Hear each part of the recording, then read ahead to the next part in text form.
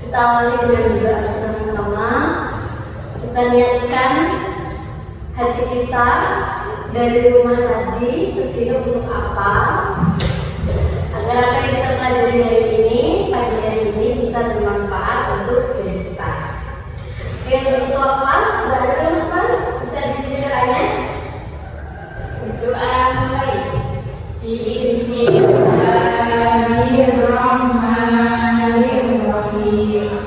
Alhamdulillahirabbil alamin. Ar-Rahmanir-Rahim. Maliki yaumiddin.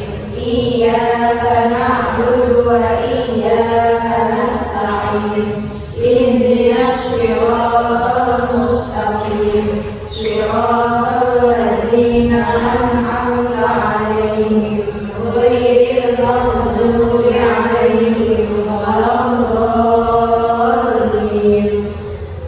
Rabbighfirli wa liwalidayya wal mu'minina amin.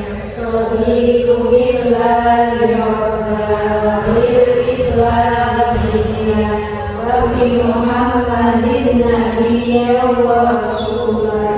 Rabbi zidni ilma warzuqni fahma. Amin. Kita sendiri ya. Ada yang tidak punya? Ada siapa? Kenapa dia? Oh iya, lagi izin sama ibu sakit. Kita doa bersama-sama ya, semoga kita diberi kesembuhan. Amin. Sama sekali kita belajar dan berlimpah lagi. Al-Fatihah.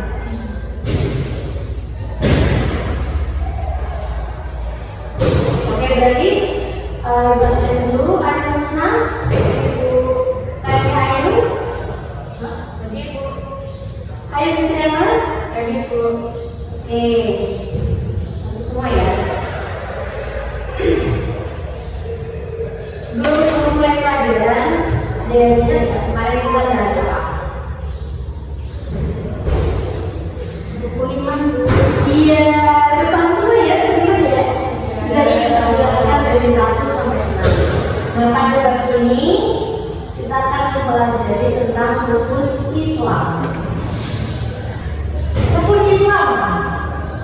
Yuk mau tanya, apa aja sih pilar-pilar rukun Islam? Siapa yang tahu? Rukun Islam itu apa? Apa aja? Kalau rukun iman kan ada puasa, sholat, haji, terus zakat. Jadi ada berapa? 5 banget. Oke. Kalian tahu nggak sih apa sih kenapa ada rukun Islam? Belum tahu. Jadi rukun Islam itu apa ya? Rukun itu seperti pondasi ya. Kalau digambarkan seperti ini. Apa rukun?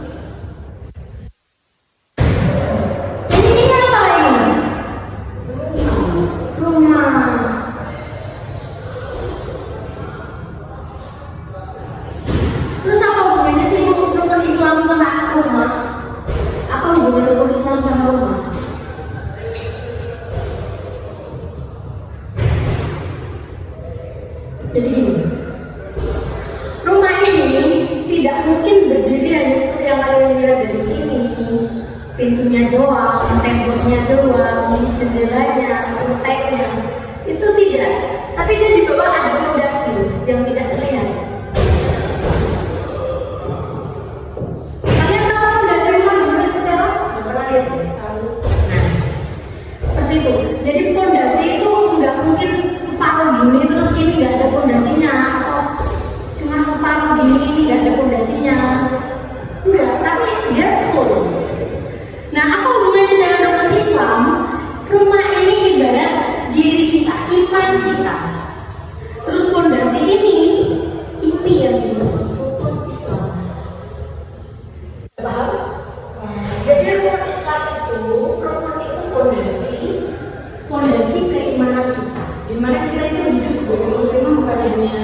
menjalankan puasa, haji, sholat, tapi kita benar-benar tahu apa maksud dari rukun Islam tadi. Tadi rukun Islam ada berapa?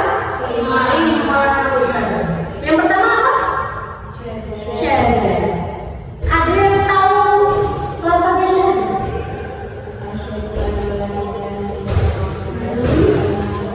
Betul sekali, kita rasa tepuk tangan. Nah, maksudnya syahadat itu apa sih? Ada yang tahu? Belum tahu. Apa?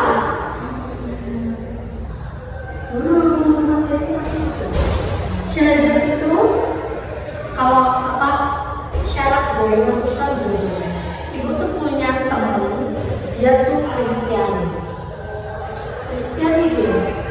Terus dia masuk Islam. Syarat masuk Islam apa sih? Bu Amel gitu. Simpel banget, ini syahadat. Saya simpelnya orang Islam ya. Nah, terus yang kedua apa tadi? Sholat.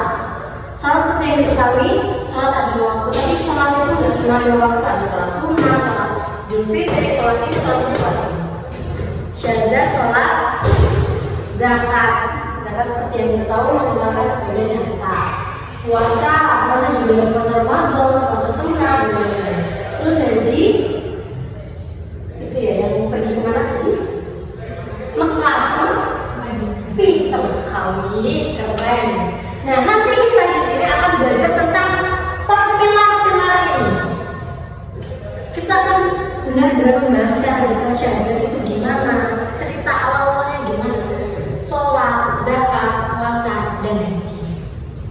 Itu ya. Tujuannya supaya apa? Supaya kalian benar-benar mengerti maksud dari setiap ini tadi. Jadi bukan sekedar sholat, bukan sekedar haji, bukan sekedar puasa, bukan sekedar zakat, tapi kan benar-benar tahu kenapa sih kita harus puasa, kenapa sih kita harus sholat, kenapa sih kita harus zakat. Itu nanti kita bahas, gitu ya. Di sini ada yang belum paham apa yang akan kita pelajari? Oke. Tadi kan aku di ada Ibu tuh punya cerita tentang ibu. Dia itu muslim, ibu-ibu ya, umurnya sekitar 40 tahun. Dia itu muslim, rajin sedekah, uangnya banyak. Pokoknya urusan ibadah-ibadah yang terlihat dia itu nomor satu. Tapi ternyata di rumah dia nggak pernah sholat. Sholatnya kalau di masjid, kalau sholat maghrib, tok. Karena yang terlihat mungkin tok. Karena dulu kita tahu ya, kalau dulu itu jarang ada sholat jemaah karena manusia disibukkan dengan apa kalau dulu? Kerja, terus ibu. Terus saya kalian gini, sekolah. Makanya ibu-ibu tadi tuh sholatnya cuma maghrib, itu yang ada. Dan di rumah dia tidak sholat sama sekali. Jadi sholat tadi berapa? 5. Duhur, subuh, duhur, asar, maghrib, isya. Dia hanya sholat maghrib. Dia meninggalkan 4 sholat tanpa sebab. Itu gimana menurut kalian? Dosa sekali ya. Jadi walaupun kita sholat maghrib di masjid yang gede, tapi kalau cuma 1 tok dari 5 itu ya dosa ya.